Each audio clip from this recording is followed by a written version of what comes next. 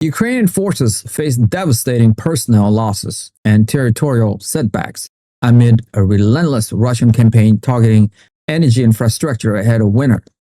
This past week witnesses one of the deadliest periods for Ukrainian troops near the front lines of the Lugansk People's Republic, LPR, where Russian battleground operating in the Kupyansk and Feodosia Crimea sectors inflicted devastating loss. In intense border battles, over 4,000 Ukrainian troops and foreign fighters were neutralized, marking a significant attrition of Ukrainian manpower. The Russian Ministry of Defense reported the destruction of a wide array of Ukrainian military hardware alongside the personnel losses, including a German-supplied Leopard tank, several HIMARS, multiple rocket launchers, and 49 artillery pieces. The staggering loss of life and equipment underscores the severe pressure Ukraine's armed forces are under along the Eastern Front as Russian forces continue to push forward with grinding, methodical offensive. The ability of Ukraine to replenish its rank and maintain its defensive line is being critically tested, with these losses representing a major strategic challenge for Kyiv's military command.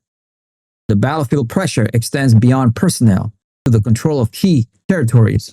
Russian troops have stormed key areas of Konstantinovka in eastern Ukraine, expanding Moscow's control over this important regional hub.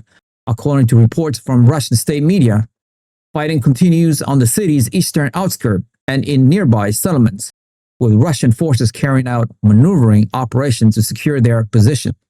Military experts note that the territory south of the Klebenbisky water reservoir has been cleared of Ukrainian troops, while heavy combat persists in other strategic locations, including Fashiska and Ivanopoli, as well as around the periphery of Konstantinovka. The fall of Konstantinovka would represent a significant symbolic and strategic victory for Russian forces, further solidifying their grip on the Donetsk region and providing a launching point for further offensive deeper into Ukrainian-held territory. These territorial gains on the ground are part of a coordinated Russian effort to dictate the terms of the conflict during the critical autumn month, combining frontal assault with deep strike campaign against vital infrastructure. Concurrent with its ground offensive, Russia has intensified a strategic bombing campaign aimed at crippling Ukraine's energy infrastructure, creating a dual crisis for the nation as winter approaches. Ukraine's energy ministry was forced to impose emergency power outage across 7 regions, mainly in the center and east of the country, including Donetsk, to reduce pressure on the badly damaged national grid. The ministry stated that the emergency power cuts would be cancelled only once the situation in the power grid has stabilized, a prospect that grows dimmer with each new wave of attack. For the past 3 years, Russia has systematically targeted Ukraine's energy infrastructure in a bid to demoralize the civilian population, leaving millions without power amid brutally cold winter conditions. President Zelensky condemned the attack, stating that Russia continues its aerial terror against our cities and communities, intensifying strikes on our energy infrastructure, and revealed that over the past week alone, Russia had launched more than 3,100 drones, 92 missiles, and around 1,360 glide bombs at Ukrainian targets.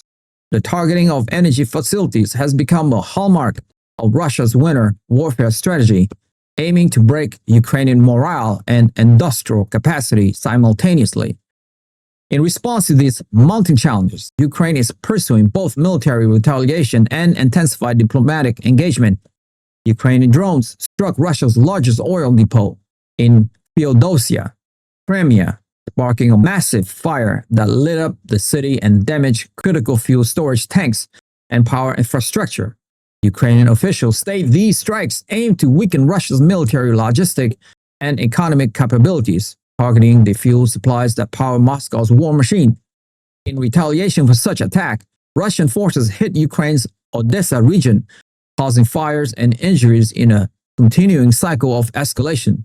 On the diplomatic front, a senior Ukrainian delegation headed by Prime Minister Yulia Svyrydenko and including National Security and Defense Council Secretary Rustem Umerov and Zelensky's Chief of Staff Andrei Yermak, has arrived in Washington for high-level talks aimed at strengthening Ukraine's defense and securing its energy resilience. Yermak stated the delegation's goal is to strengthen Ukraine's defense, secure our energy resilience, and intensify sanctions pressure on the aggressor, affirming that Ukraine's ultimate goal remains unchanged, a just and lasting peace. These developments occurs as Ukraine awaits a final decision from Washington on the provision of long-range Tomahawk missiles, which it hopes could alter the strategic calculus of the conflict. If you have made it this far, congratulations, you have unlocked the truth. I want to ask you a quick question though. With Ukrainian drones striking deep into Crimea and Russia retaliating with intensified attacks on Ukraine's energy infrastructure, combined with the reports of heavy losses on the LPR Frontline and Russian territorial gain, how do these escalating battlefield dynamics and strategic infrastructure strikes fundamentally alter the prospect for diplomatic resolution? And what long-term consequences do you foresee for Ukraine as winter approaches? Join the debate. We want to hear your insightful opinion on where this is all heading in our community. Share your thoughts in the comments below. Like the video, hit the notification bell, and most importantly, subscribe. I'll see you guys in the next one.